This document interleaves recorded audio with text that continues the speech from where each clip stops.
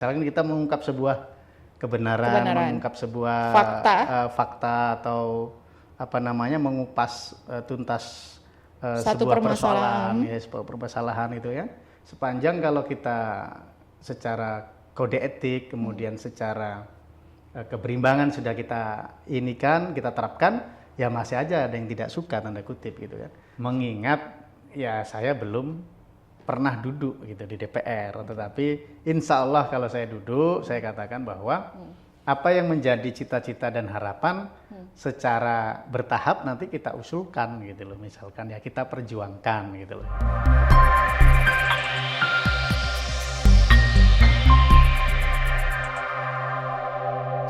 Halo, kita ketemu lagi pemirsa di program Kabar Tuntas, dan kali ini kita sudah mengundang narasumber luar biasa yang dari perjalanannya menjadi seorang jurnalis, kemudian di tahun 2024 ini memang garis tangan menentukan dan menjadikan beliau ini akhirnya terpilih menjadi anggota DPRD Kota Samarinda periode 2024-2029. DPRD Kutai Kartanegara.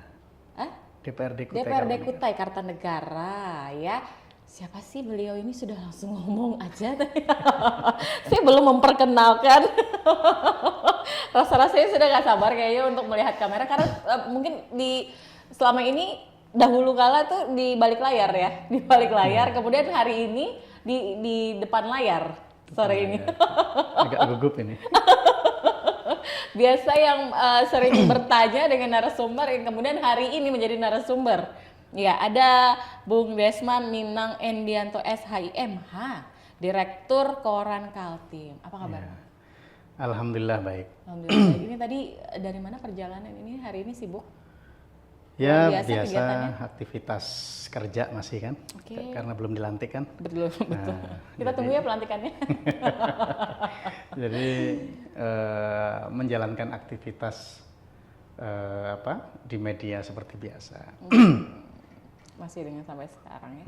Masih sampai sekarang. Oke, kita harus tahu profil Bung atau Abang sih saya panggil ini? Abang aja ya? Iya, yang enak aja lah.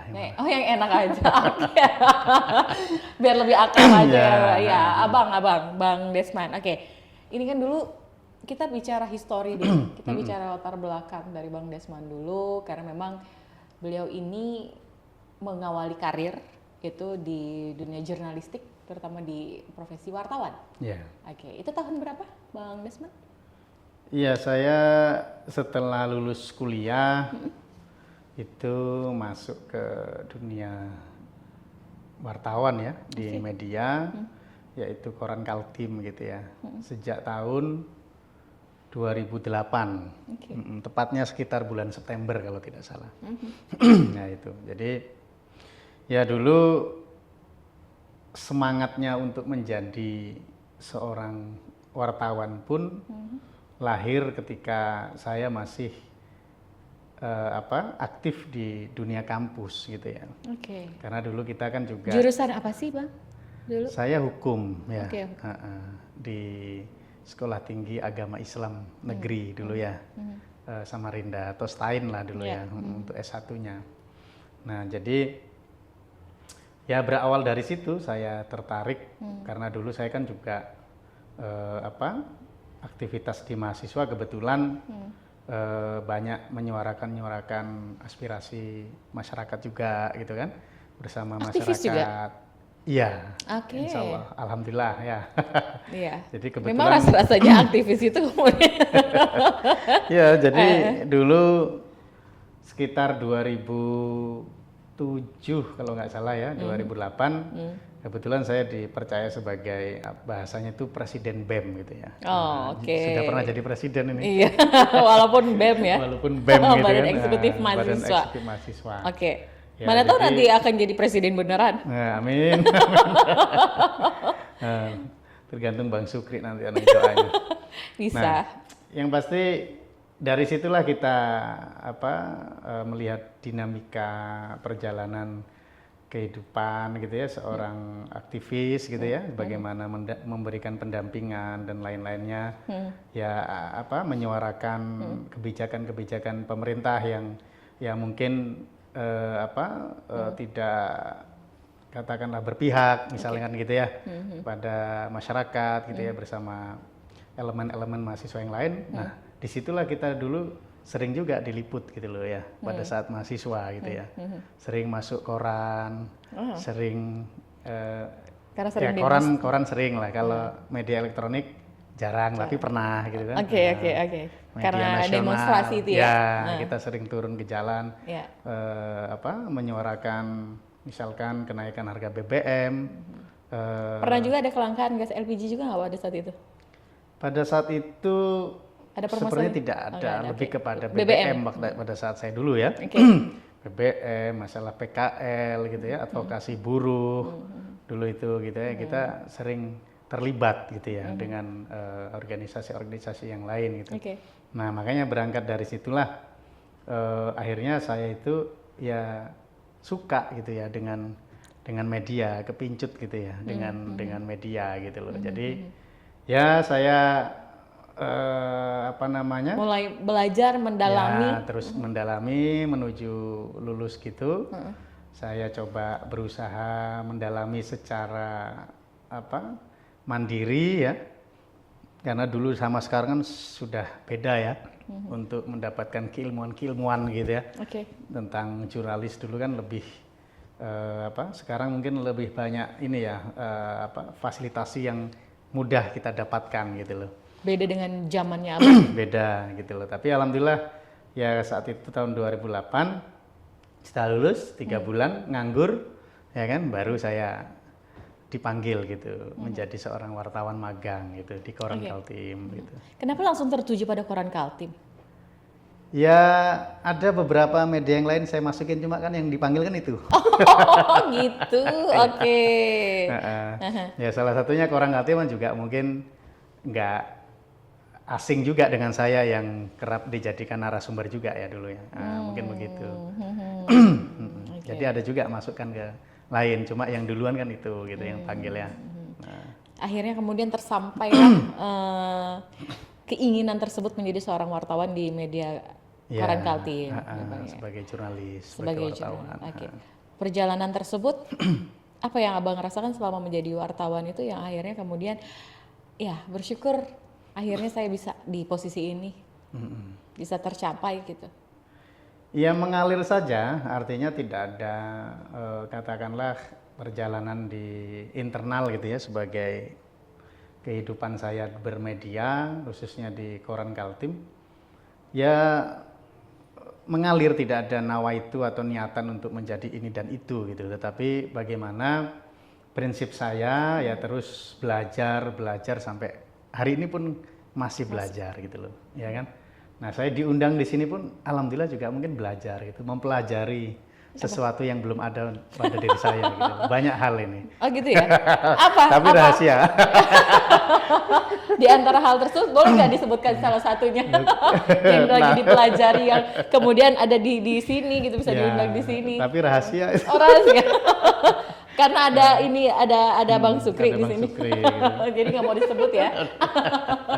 Karena setiap saya berkunjung atau kemanapun saya datang gitu, pasti ada sesuatu yang dipelajari. Harus saya pelajari gitu, apapun itu gitu kan. Okay. Apakah dalam bentuk ya yang kira-kira bisa kita terapkan dalam kehidupan maupun di lingkungan katakanlah dunia kerja misalnya gitu. Jadi saya harus terus belajar. Oke, sebagai seorang wartawan atau mungkin juga yang sudah lama bergelut di media gitu ya Bang ya, pasti ada suka duka yang kemudian menjadi cerita untuk Bang Desman. Gitu. Apa yang kira-kira sukanya dulu, dukanya apa? Nah ini kalau sukanya nih sama Bang Sukri ini yang paham. Foto bersama ya. Kalau sukanya ya sering foto bersama gitu kan, sama-sama wartawan. Kalau ini bahasa kiasan ya? Bahasa kiasan kalau foto bersama. Ya artinya kalau suka dukanya ya menjadi seorang wartawan ya segala sesuatu kan memang penuh risiko ya. Oke. Apalagi ya dulu artinya kalau kita tanda kutip misalkan menuliskan sesuatu yang yang untuk mengungkap kebenaran atau katakanlah yang ini gitu kan kadang juga ada ini tadi apa?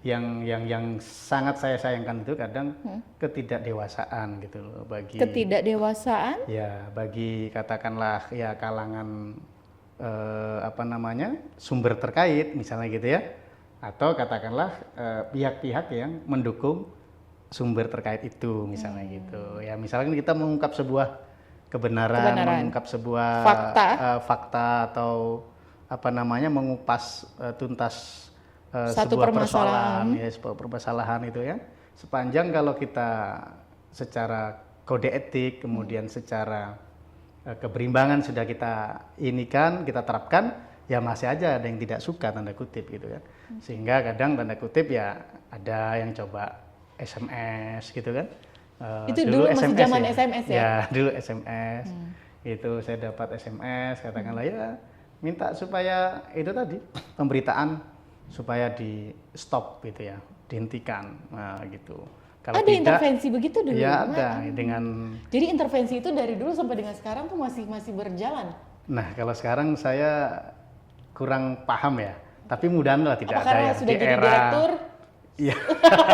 Bukan artinya di era yang serba terbuka kan sekarang semakin tahun kan juga semakin menunjukkan kalau saya lihat gitu ya keterbukaan informasi. Kemudian kebebasan pers ya dan lain sebagainya juga kalau kita lihat indeksnya kan cukup bagus gitu loh kalau di Kalimantan Timur gitu kan ya mudahan aja ya tidak ada seperti yang zaman-zaman kami dulu gitu kan artinya hal-hal yang demikian yaitu istilahnya apa tadi ya dukanya ya, kalau sukanya ya gajian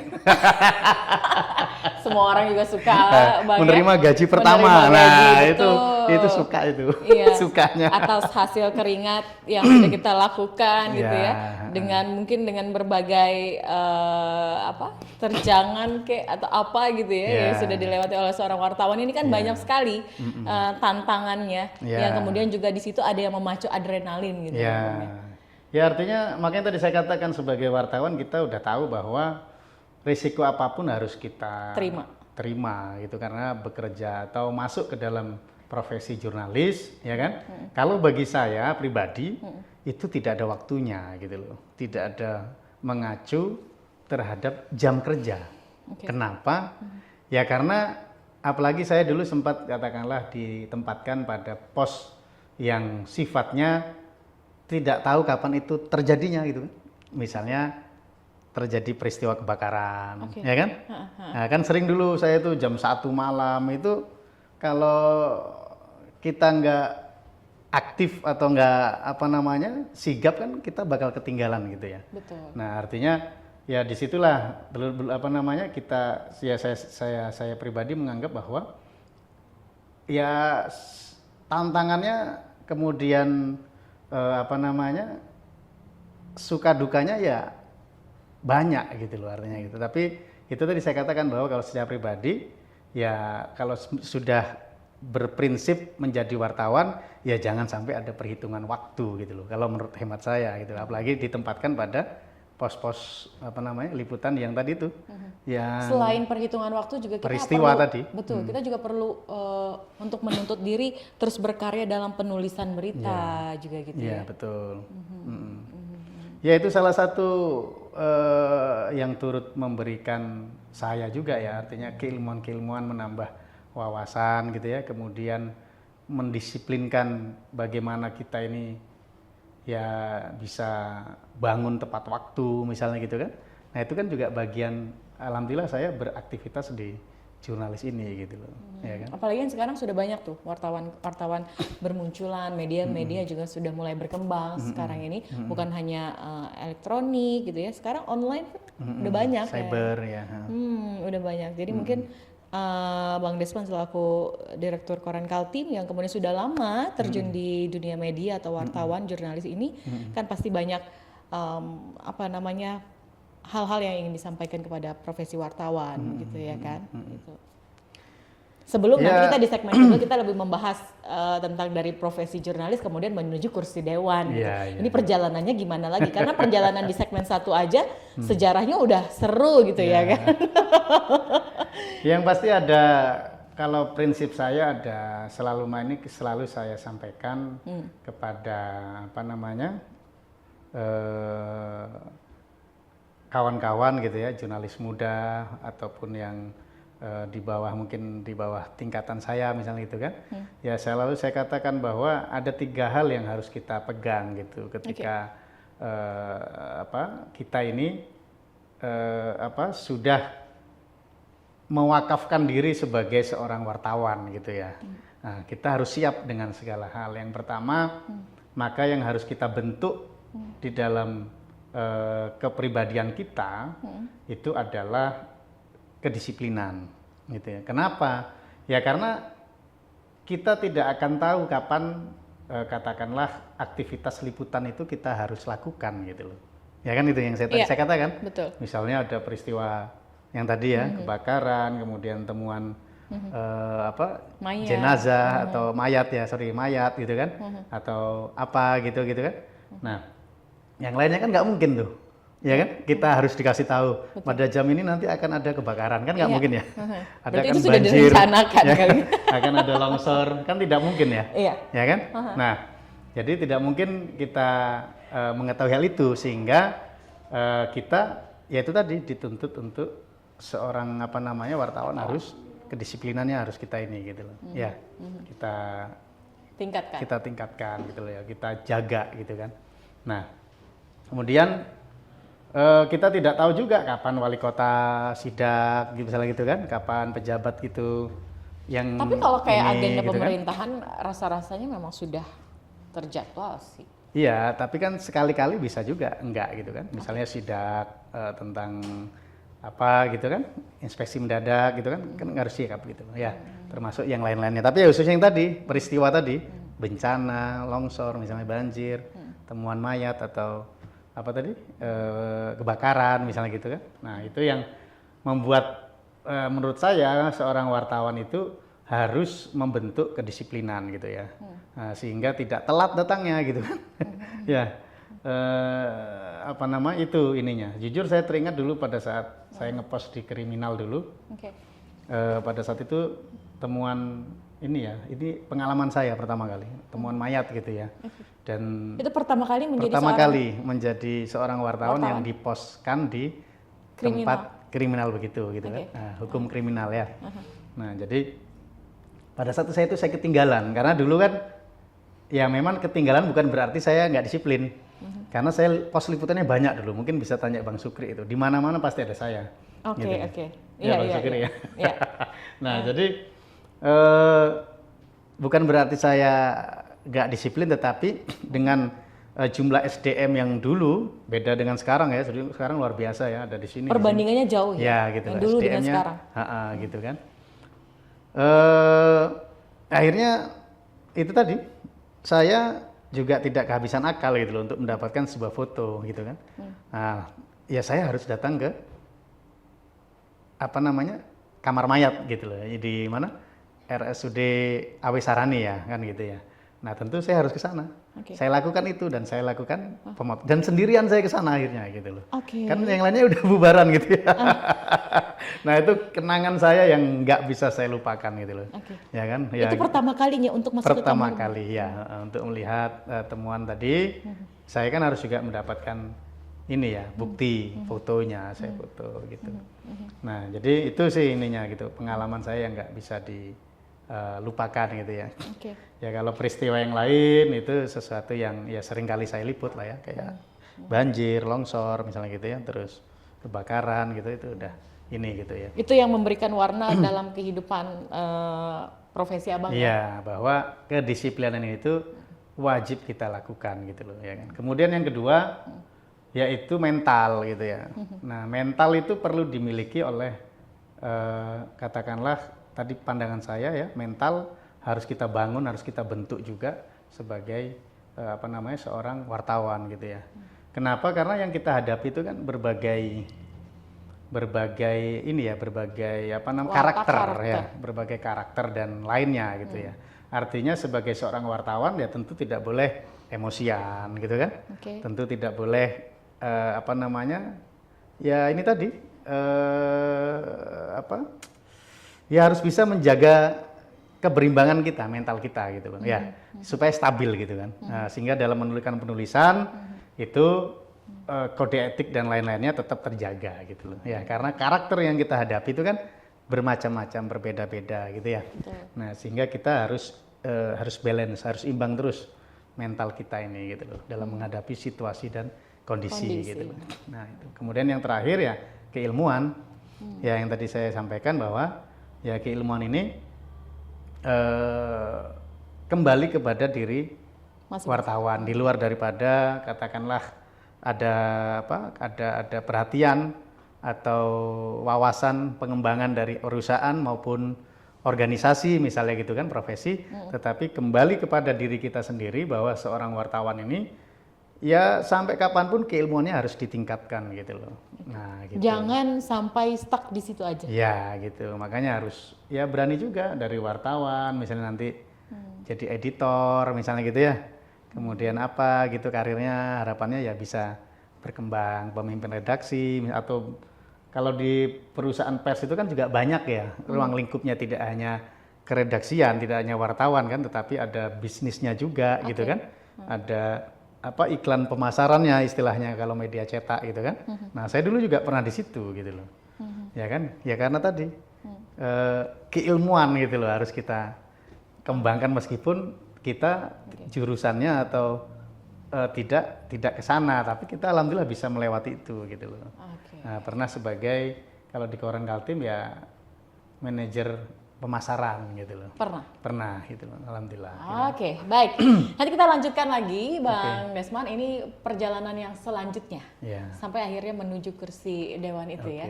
Ini pasti ada cerita yang lebih seru lagi dari profil Bang Desmond nih. Kenapa akhirnya kemudian terjun ke dunia politik ya kan? Mungkin apa karena bosan, jenuh dengan media ya kan? Oke, nanti kita kembali lagi usai jeda.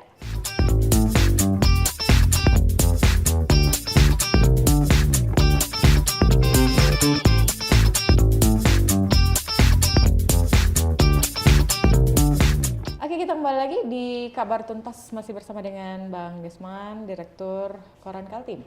Dan perjalanan beliau tadi di awal profil singkatnya saja di segmen 1, yang kemudian kita di segmen kedua ini lebih kepada membahas ada apakah gerangan hingga akhirnya kemudian terjun ke dunia politik yang akhirnya di Februari lalu mengikuti kontestasi politik dan terpilih ya Bang ya? Alhamdulillah. Oke. Apa yang membuat Abang kemudian untuk bisa ke politik gitu Bang? Ya. Pengen tahu dulu nih alasannya nih apa nih? Nggak ada. Apa ada tawaran atau memang karena keinginan diri sendiri gitu yang ingin ya siapa tahu aji mumpung gitu ya kan? Ya kalau jadi alhamdulillah, nggak jadi ya alhamdulillah juga gitu. Nah, ya jadi apa namanya? Harus jujur nih Bang. Kalau alasan yang mendasar sih ini ya, tidak begitu ini, hanya saja ya semangat kita untuk bagaimana peran jurnalis gitu kan, mampu memberikan warna di apa namanya di parlemen gitu kan. Nah ini yang menurut hemat saya ke depan harus saya lakukan gitu loh, ya kan? Karena memang ada tawaran dari parpol atau memang Abang yang mendaftar ke parpol? Kalau tawaran itu ada gitu, cuma beberapa parpol waktu itu, cuma kan saya apa namanya pada akhirnya tujuannya bukan berangkat dari tawaran itu gitu ya, tetapi dari katakanlah saya belasan tahun gitu ya membaca tentang pemberitaan-pemberitaan yang apa namanya terkait dengan politik gitu kan. Nah ini yang menjadi semangat saya gitu loh, untuk bagaimana ya seorang jurnalis ini juga ikut memberikan warna gitu ya di parlemen, di DPRD ya, untuk bagaimana apa turut menjalankan fungsi kedewanan dan lain-lainnya gitu loh. Nah, jadi ya berangkat dari pemberitaan yang sering saya kali baca gitu loh, ya kan. Bukan berarti ya kita ini ingin yang terbaik atau apa, tetapi ingin memberikan warna gitu loh ya. Hanya ingin memberikan warna. Ingin mencoba gitu kan, ingin langsung terjun gitu ya. Karena kan kalau kita sejauh ini kan banyak di balik layar ya, tentu kan ketika kita langsung terjun kan itu gimana gitu. Berarti nanti setelah pelantikan harus berhadapan dengan layar ya. Ini aja sudah sama layar. Layarnya langsung masyarakat gitu. Ya, langsung dengan masyarakat. aspirasi masyarakat yang kemudian nanti banyak sekali akan ditemukan pada saat nanti Abang duduk di parlemen. Iya. Kemudian mengambil dapil Kutai Kartanegara. Ya, Dapil Tenggarong ya. Dapil Tenggarong. Dapil 1, Oke. Kecamatan Tenggarong. Jadi di Kutai Kartanegara. Kenapa di Tenggarong, kenapa nggak mencoba peruntukan di Samarinda? Karena memang ada tawarannya di sana atau memang ada space khusus di Hukar? Peluangnya gitu loh. Peluangnya Kalau lebih politik ini kan bicara peluang. Gitu. Berarti kan peluangnya ada di sana. Gitu. Uangnya juga ya? Uangnya nggak ada. Uang dan uang itu sudah Peluangnya, bergandengan tuh. Peluangnya di sana ya, termasuk sahabat-sahabat atau kawan-kawan saya yang yang juga besar memberikan dorongan itu ada di Kota Tenggarong gitu loh, di dapil saya itu gitu. Sehingga karena kalau berpolitik kalau sendiri itu kan ya kalau istilah masakan itu ya nggak ini gitu ya, nggak lengkap gitu. Ya, tetapi ketika digarap secara katakanlah kebersamaan ya kan, tentu berpolitiknya berbeda gitu loh. Jadi ada katakanlah tadi kebersamaan, kemudian ya saling tukar pikiran, pendapat dan lain-lainnya gitu kan. Ya, sehingga tujuannya adalah ya bagaimana kita bisa menjadi salah satu kontestasi yang terpilih gitu. Itu tujuannya. Dari parpol mana, Bang Desmond? Ya, saya di Partai Kebangkitan Bangsa gitu, atau PKB. Ya, pada saat itu nomor 4. Nomor urut 4. Nomor urut 4. Boleh tahu nggak perolehan suaranya pada saat itu? Perolehan suaranya alhamdulillah 14.000 tapi nolnya dikurang 1. Kalau 14.000 bisa duduk di provinsi ya. 1.400. 1.400. Berapa lupa saya, 1.406 kalau nggak salah. Oke. Berdasarkan perhitungan atau pleno KPU itu 1.406 kalau nggak salah. Berikutnya harus 14.000 itu. Oh, sudah ada sampai ke sana ya? Yang nggak bercanda. Satu periode untuk belum dilantik. kabupaten gitu, kemudian akhirnya nanti periode selanjutnya kalau memang mau maju lagi di 2029 mau provinsi gitu ya. Biasanya kan orang-orang di politik kan begitu tuh. Ya, kalau sementara belum sih. Oh, belum. Mau belajar, Sudah bisa terpilih mengamati untuk dulu. di kabupaten saja tuh bersyukur ya Bang ya? Ya, tentu syukur itu kita juga terus harus kita ini dalam kehidupan. Apakah terpilih atau tidak kan harus bersyukur juga. Pada saat itu pendekatan ke masyarakat di Dapil 1 Tenggarong itu kayak gimana sih? Apa yang Abang lakukan? Ya, seperti halnya mungkin yang lain ya, yang namanya politik kan kita perlu katakanlah membangun jejaring gitu ya, membangun konstituen, melakukan pemetaan dan sebagainya.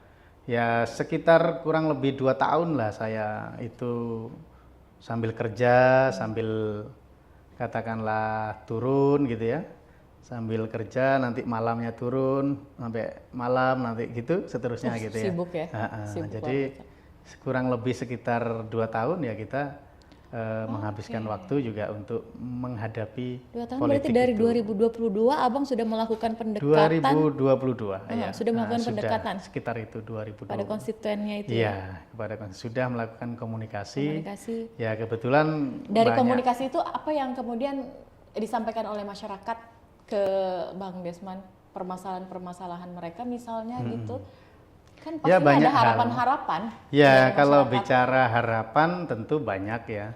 Hanya saja kita belum bisa berjanji gitu atau merealisasikan karena kan Jangan kita banyak janji, nanti takutnya nggak ditepatin. ya, makanya tadi saya katakan saya tidak pernah memberikan janji gitu kepada masyarakat, mengingat ya saya belum pernah duduk gitu di DPR, tetapi insya Allah kalau saya duduk, saya katakan bahwa apa yang menjadi cita-cita dan harapan secara bertahap nanti kita usulkan gitu loh, misalkan ya kita perjuangkan gitu loh, bukan istilahnya langsung kita oh ini misalnya gitu, kan ada regulasi atau ketentuannya gitu lah, sebagai katakanlah apa seorang dewan gitu ya, artinya kita perjuangkan misalnya ke dalam musrembang atau ke dalam apa namanya aktivitas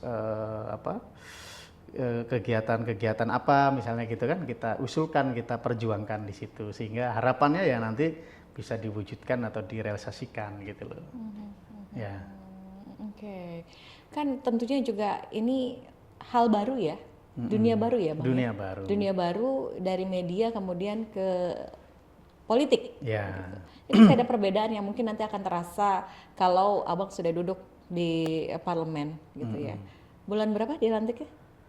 Agustus ya? Iya September? Agustus sih informasinya, tapi nggak tahu nih, belum tahu kepastiannya apakah informasinya 14 Agustus. Dan pastinya di dunia politiknya akan jauh lebih menantang lagi rasa-rasanya. Ya mudahan aja nggak terlalu signifikan. Artinya mengalir berjalan saja, bagaimana kita memberikan. Tapi kan sudah terbiasa menghadapi orang. Iya, menghadapi orang kan, tetapi dalam konteks publikasi ya, dalam konteks kita menyampaikan informasi gitu kan. Tapi hari ini kan kita menghadapi dalam konteks ya apa namanya, sebuah kekurangan-kekurangan atau keinginan langsung yang harapannya bisa diwujudkan kan begitu. Ya. Nah, jadi memang harus akan saya cermati, saya akan banyak mengamati dan lain sebagainya, bagaimana ke depan itu ya dari katakanlah urusan konstituen saya misalnya gitu ya, bisa apa namanya, bisa bisa saya perjuangkan secara merata misalnya gitu, berkeadilan merata gitu kan. Nah gitu ya, terlepas daripada itu ya sesuai secara dengan sila yang kelima Pancasila ya, keadilan sosial bagi seluruh rakyat Indonesia. Nah, jadi artinya terlepas daripada itu ya harapannya kita hadir di DPRD Kabupaten Kutai Kartanegara juga bisa memberikan sumbangsih pemikiran, ide, gagasan kita terhadap Kabupaten Kutai Kartanegara gitu loh, secara umum gitu, secara menyeluruh. Jadi gitu itu warna dari seorang jurnalis yang akhirnya kemudian terjun ke politik itu ya Bang? Iya, harapan saya begitu. Dan ya kritik maupun saran yang membangun tentu tetap akan kita terima ya dari masyarakat gitu ya, khususnya dari konstituen misalnya gitu, yang selama ini ya bersama-sama berjuang misalnya gitu. Oke. Tapi ngomong-ngomong, dari PKB sendiri berapa kursi dapat untuk 2024 ini, Bang Desman? Di Kutai Kartanegara alhamdulillah ada 4 ya, sekitar 4 kursi gitu. 4 kursi di, kalau nggak salah di Dapil 1, Dapil 2, Dapil 5 dan Dapil 6. Ada semua itu ya? Ada semua, 4 jumlahnya kan. Oke. Kita tepuk tangan dulu dong untuk Bang Desman, ini keren ya, karena beliau ini berprofesi sebagai seorang wartawan, jurnalis, kemudian akhirnya memilih langkah memutar haluan untuk memberikan warna di dunia politik, dan kemudian juga akhirnya mengikuti kontestasi politik pada Februari lalu ya, di 2024 ini, dan ya keberuntungan itu kemudian didapat oleh Bang Desman, terpilih untuk menjadi seorang anggota DPRD Kabupaten Kutai Kartanegara periode 2024-2029. Ya mudah-mudahan ini juga bisa memberikan semangat ataupun juga motivasi untuk teman-teman media yang lain juga ya Bang ya, yang kemudian mungkin rasa-rasanya ingin berpacu juga nih pada melodi perpolitikan gitu ya kan, karena memang sudah dianggap aku sudah punya banyak relasi misalnya gitu ya, karena memang profesi sebagai seorang wartawan ataupun media ini kan pasti banyak punya koneksi di mana-mana ya, terhubungnya kemana-mana gitu ya kan. Dari situ pun juga itu bisa menjadi peruntungan gitu untuk teman-teman media, asalkan dia bisa membangun komunikasi dan sinergi yang baik sampai akhirnya juga bisa mendapatkan tawaran gitu ya Bang. Dan tidak menutup kemungkinan juga ya Bang ya kalau misalkan wartawan-wartawan muda yang kemudian juga koneksinya baik di pemerintahan ataupun juga di perpolitikan akan mendapatkan hadiah seperti itu juga ya Bang ya. Iya kan kira-kira gitu nggak sih Bang? Iya betul. Tapi kalau melihat dari kacamata Bang Desman sendiri untuk 2024 ini pemilunya ya yang kemarin Abang rasakan gimana sih, ada agak ngeri-ngeri sedap atau gimana? Waktu Abang kemarin maju ya? Waktu Abang kemarin maju itu? Waktu 14 ya, kalau nggak salah 14 Februari ya. Panas dingin nggak tuh Bang? Atau pas Valentine ya. Betul, hari kasih sayang dan hari kasih suara. Kasih suara. Iya. Pas ya harinya. Pas ya, jadi panas dingin lah akhirnya. Ya namanya kita sebagai peserta kontestasi di Pileg 2024 yang lalu, ya tentu tadi kata Mbaknya ya.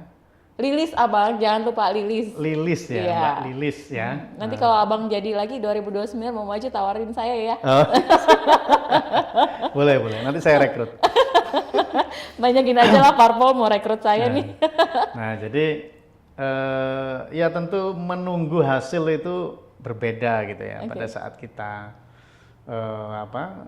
melakukan aktivitas rutin ke masyarakat itu ya untuk berharap bagaimana kita bisa menoreh sebuah keberhasilan misalnya gitu. Pada saat menunggu ya tentu panas dingin juga gitu. Bercanda aja ya. Maksudnya jujur juga nggak apa-apa Bang, tapi kayaknya itu memang dari hati deh. Enggak, ya pasrah lah ya. Artinya kita pasrahkan karena kan tidak ada katakanlah sesuatu yang ambisius gitu atau ambisi kecuali memang tapi pesimis juga enggak lah ya. Ya artinya kita optimis ya kan. Tetapi tetap berpasrah, makanya kita ya harus menjaga gitu. Memang kalau bicara politik itu kan kalau bicara itu harus bicara data gitu ya. Jadi kawan-kawan tim itu tentu 3 hari 3 malam itu ya bekerja untuk menghimpun data gitu kan. Ini teman-teman timnya juga dari wartawan atau enggak, beda lagi? Beda. Oh saya pikir juga dari wartawan. Enggak. Dari anak buahnya Abang misalnya? Enggak ya. Oh enggak ya. Nah jadi ya itu tadi banyak suatu pelajaran yang kita temukan pada saat mengikuti kegiatan politik ini ya. Apa tuh? Ya mulai dari awal kita turun ke masyarakat gitu ya, kemudian kita ikut langsung mencoblos gitu ya, ada nama kita di situ gitu kan. Itu satu kebanggaan juga. Kebanggaan. Ada di kertas suara gitu. Iya, ada di kertas suara gitu kan. Yang kemudian harus dipilih dengan masyarakat. Dengan hati nurani misalnya dipilih gitu kan. Dengan hati nurani dan yang lain. Nah, jadi kemudian kita berhitung lagi malamnya menunggu data ya kan. Sehingga akhirnya kita mengetahui kita menang itu kita ditetapkan sebagai yang unggul gitu ya. Karena kan hari ini perhitungannya itu kan kolektif ya. Artinya semua kontestasi, semua caleg itu yang memiliki peran gitu loh ya. Karena kalau tidak didukung satu dengan yang lain, ya juga kita tidak bisa gitu kan. Nah, tapi alhamdulillah suara PKB menduduki di kursi ke-6 ya waktu itu di Dapil 1 itu dengan perolehan kalau tidak salah 5.000 ke atas gitu ya. Nah itu yang kemudian yang unggul di dalamnya. Elektabilitas PKB juga cukup naik. Iya cukup bagus alhamdulillah, tingkat nasional kan juga tinggi gitu ya. Nah jadi dengan perolehan saya yang tertinggi ya, kemudian di internal itu kan, di internal PKB itu kemudian PKB dapat kursi, diketahui dapat kursi, otomatis caleg yang tertinggi inilah gitu loh yang mewakili kursi PKB dari 7 jumlah caleg yang ada di PKB gitu, di Dapil 1 Tenggarong PKB. Nah gitu. Ya jadi ya semuanya harus serba disyukuri. Ya kan artinya ya yang penting kita sehat lah ya. Sehat. Karena kalau nggak sehat dalam ya segala hal gitu kan. Ya, jadi itu sih Mbak Lilis ya, artinya memang hari ini ya saya hanya terus akan mencermati, mengamati karena sebagai anggota dewan mungkin ya yang baru gitu ya, yang pemula. Betul. Tentu tidak bisa langsung begini gitu, tapi kan harus tetap hormat pada senior. Tapi tetap harus kita imbangi dengan keilmuan-keilmuan kelegislatifan itu nanti seperti apa. Makanya kita akan terus berusaha, yang pasti tujuan untuk bagaimana turut serta memperjuangkan aspirasi masyarakat, inilah yang menjadi agenda utama kita gitu loh, ya kan? Nah itu, jadi tadi saya sampaikan insya Allah bukan janji, tetapi ke depan itu ya realisasi yang akan kita wujudkan gitu loh, insya Allah gitu kan, dengan usaha dan upaya yang kita lakukan melalui jalur parlemen tadi gitu. Tapi sampai dengan detik ini dan nanti sampai dengan dilantiknya Bang Desman itu masih memimpin Koran Kaltim ya? Ya ini sedang dipersiapkan. Okay. Ya persiapkan tentu regenerasi lah gitu kan. Insya Allah sudah dipersiapkan dan akan regenerasi gitu ya. Mana tahu nanti ada nama saya di situ. Boleh. Saya mimpi aja sebenarnya. Nanti kita masukkan di RUPS ya kan. Oke.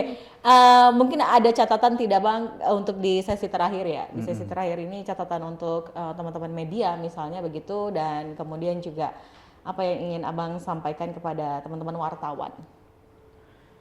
Ya artinya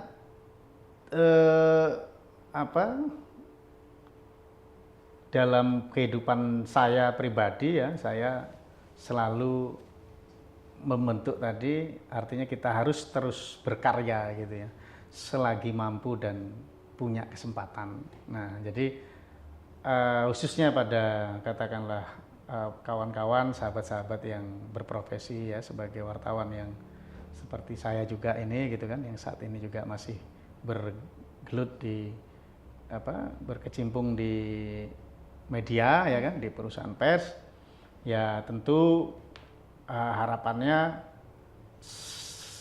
selalu terus jaga keberimbangan misalnya gitu dalam pemberitaan gitu kan, artinya apa yang sudah menjadi dasar-dasar yang selama ini diteguhkan atau dikuatkan melalui berbagai macam kegiatan, misalnya uji kompetensi dan sebagainya, ya tentu harus terus dijadikan katakanlah pedoman gitu lah, sehingga pemberitaan-pemberitaan yang ada ya berjalan dengan sesuai dengan kode etik dan lainnya gitu loh ya. Jadi ya itu sih, tapi untuk harapannya ke depan ya kalau memang ada di luar daripada keilmuan-keilmuan yang lain dimiliki ya juga terus ditingkatin juga gitu loh, terus terus diasah juga gitu ya. Artinya siapa tahu juga memiliki tantangan misalnya untuk terjun misalnya gitu ke dunia politik. Ya sungguh luar biasa kalau ada kesempatan gitu loh. Makanya harus terus berkarya selagi mampu dan punya kesempatan. Ya ada kan? kesempatan dan kemudian bisa membaca peluang, alangkah baiknya memang kita harus bisa mencoba itu. Iya, betul. Gagal dan berhasilnya ya itu kita serahkan saja. Ya, yang gitu penting ya. optimis. Yang penting kita optimis dan kita bisa, kita mampu. Gitu. Ya, Oke, baik, terima kasih ya Bang Desman. Sudah bisa hadir di program Kabar Tuntas ini dan memberikan warna untuk kita semua, juga memberikan edukasi yang sangat luar biasa pastinya untuk teman-teman wartawan terutama gitu ya, teman-teman yang berprofesi atau melakukan pekerjaan di media jurnalistik. Oke, terima kasih, sukses selalu. Amin. Kita tunggu nanti undangannya aja ya, undangan pelantikan di bulan Agustus. Saya terutama undangan MC lah kalau bisa. Oke, sampai di sini dulu program Kabar Tuntas. Saya Rizky Indarti, sampai jumpa.